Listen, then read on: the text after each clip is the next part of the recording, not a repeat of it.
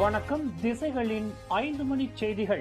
நஜீப்பிற்கு அரசாணை உத்தரவு விவகாரம். பிரதமர் டத்துஸ்ரீ அன்வார் பதவி விலக வேண்டியதில்லை.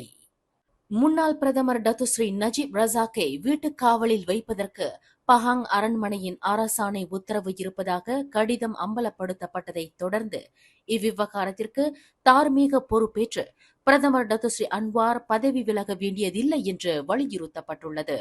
இவ்விவகாரம் இதுநாள் வரை மூடி மறைக்கப்பட்டுள்ளதாக சில தரப்பினர் குற்றஞ்சாட்டிய போதிலும் இதில் பிரதமர் டத்துஸ்ரீ அன்வாரை குற்றஞ்சாட்டுவது எந்த வகையிலும் நியாயமில்லை என்று பாசிர்குடாங் PKR எம்பியும் சட்ட வல்லுநரான ஹசான் அப்துல் கரீம் தெரிவித்தார். இந்த விவகாரத்திற்கு தார்மீக பொறுப்பு ஏற்று இருப்பவர்கள் சட்டத்துறை தலைவர் அல்லது சட்டத்துறை அலுவலகமே தவிர பிரதமர் அல்ல என்று அந்த சட்ட வல்லுநர் தெளிவுபடுத்தினார். மாமன்னர் தலைமையில் கூடிய பொது மன்னிப்பு வாரியம் எடுக்கக்கூடிய முடிவுகள் ரகசியமானதாகும். அந்த முடிவுகளின் உள்ளடக்கத்தை வெளியிடுவதற்கு பொறுப்பேற்றிருப்பவர்கள் சட்டத்துறை தலைவர் அல்லது அவரின் ஏஜென்ட்டுகளாகும். நஜீப் தனது எஞ்சிய சிறை தண்டனை காலத்தை வீட்டுக் காவலில் வைப்பதற்கு நாட்டிற்கு தலைமையேற்ற 16வது மாமன்னரான சுல்தான் அப்துல்லா ஒரு கூடுதல் உத்தரவுக்காக அரசாணை ஒன்றை பிறப்பித்துள்ளார் என்பது நேற்று அப்பீல் நீதிமன்றத்தில் அம்பலப்படுத்தப்பட்டது. இதனைத் தொடர்ந்து அந்த உத்தரவு குறித்து விளக்கமளிக்க வேண்டியவர்கள் சட்டத்துறை அலுவலகமே தவிர பிரதமர் டத்துஸ்ரீ அன்வார் அல்ல என்று ஹசான் அப்துல் கரீம் விளக்கினார். இன்று செவ்வாய்க்கிழமை நேபாளில் உலுக்கிய நிலச்சரிவு சம்பவத்தில் மலேசியர்கள் யாரும் பாதிக்கப்படவில்லை என்று வெளியுறவு அமைச்சான விஸ்மா புத்ரா அறிவித்துள்ளது. நேபாள் திபெத் எல்லைப் பகுதியான லபோஜே என்ற இடத்தில் இருந்து 84 கிலோமீட்டர் தொலைவில் நிகழ்ந்த இந்த நிலச்சரிவு சம்பவத்தில் கிட்டத்தட்ட 50 பேர் மாண்டதாகவும் 60 பேர் காயமுற்றதாகவும் கூறப்படுகிறது. இன்று காலை 6:35 மணியளவில் உலுக்கிய இந்த நிலச்சரிவு சம்பவம் ரிக்டர் அளவுகோலில் 6.5 பதிவாகியுள்ளது. நேபாளில் இருக்கும் மலேசியர்கள் சற்று விழிப்பாக இருப்பதுடன் அந்நாட்டின் அதிகாரிகள் வெளியிடக்கூடிய உத்தரவுகளை பின்பற்றி நடக்குமாறு விஸ்மா புத்ரா அறிவுறுத்தியுள்ளது.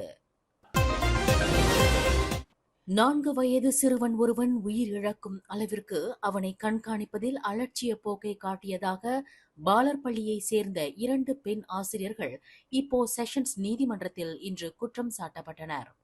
60 வயது SP ஈஸ்டர் கிறிஸ்டினா மற்றும் 20 வயது மனிஷா ஆகிய 2 ஆசிரியர்களும் நீதிபதி அசீசா அஹ்மத் முன்னிலையில் நிறுத்தப்பட்டு குற்றச்சாட்டு வாசிக்கப்பட்டது.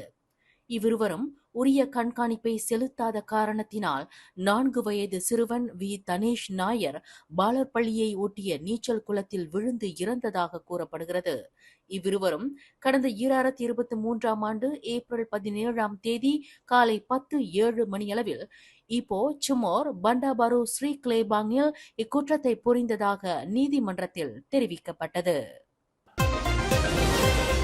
நஜீப்பை வீட்டுக் காவலில் வைப்பதற்கு 16வது மாமன்னரின் அரசாணை உத்தரவு இருப்பதாக அப்பீல் நீதிமன்றத்தில் தெரிவிக்கப்பட்டதை தொடர்ந்து இவ்விவகாரத்தை விவாதிப்பதற்கு மலாய் ஆட்சியாளர்கள் மன்றம் சிறப்பு கூட்டத்தை கூட்ட வேண்டும் என்று அரசாங்க சார்பற்ற அமைப்பு ஒன்று கோரிக்கை விடுத்துள்ளது. இந்த அரசாணை உத்தரவை மூடி மறைக்கும் செயல்கள் நடந்துள்ளனவா? இதற்கு யார் பொறுப்புதாரி?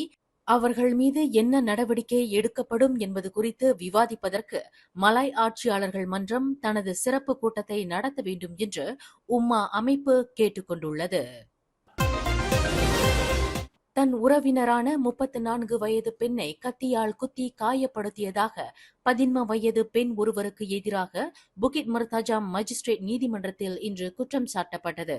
மஜிஸ்ட்ரேட் முகமது ஹரித் முகமது மஸ்லான் முன்னிலையில் தனக்கு எதிராக கொண்டு வரப்பட்ட இக்குற்றச்சாட்டை 14 வயதுடைய அப்பெண் மறுத்து விசாரணை கோரினார். கடந்த ஜனவரி 3ஆம் தேதி காலை 11:30 மணியளவில் சிப்ராங் பிராய் திங்கா ஜலான் பிராய் ஜெயாவில் உள்ள ஒரு அடுக்குமாடி குடியிருப்பில் இக்குற்றத்தை புரிந்ததாக அந்த இளம் பெண்ணுக்கு எதிரான குற்றப்பத்திரிகையில் கூறப்பட்டுள்ளது.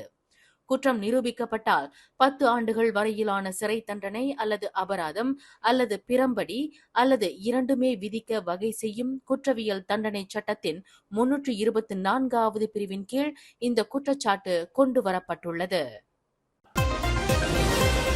தனக்கு எதிரான போதைப்பொருள் கடத்தல் குற்றச்சாட்டை ரத்து செய்ய கோரி முக்கிய அரசியல் பிரமுகரின் முன்னாள் உதவியாளர் முகமது யூசுப் ரவுத்தர் சட்டத்துறை அலுவலகத்தில் பிரதிநிதித்துவ மனு ஒன்றை தாக்கல் செய்துள்ளார்.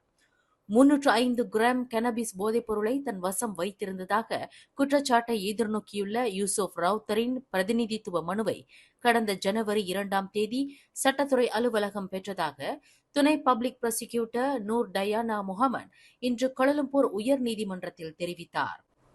யூசுப் ரவுத்தருக்கு எதிரான குற்றவியல் வழக்கு விசாரணை உயர் நீதிமன்ற நீதிபதி டத்து முகமது ஜமீல் ஹுசேன் முன்னிலையில் தொடங்கியுள்ள வேளையில் அந்த குற்றச்சாட்டுகளை ரத்து செய்ய கோரி அந்த முன்னாள் ஆய்வாளர் பிரதிநிதித்துவ மனு ஒன்றை சமர்ப்பித்துள்ளதாக தெரிவிக்கப்பட்டுள்ளது. மேலும் செய்திகளை தெரிந்து கொள்ள கீழே இருக்கும் பெல் பட்டனை அழுத்துங்கள். உங்கள் மகிழ்ச்சியை வெளிப்படுத்த லைக் மற்றும் ஷேர் செய்யுங்கள். தொடர்ந்து திசைகளோடு இணைந்திருக்க சப்ஸ்கிரைப் செய்யுங்கள்.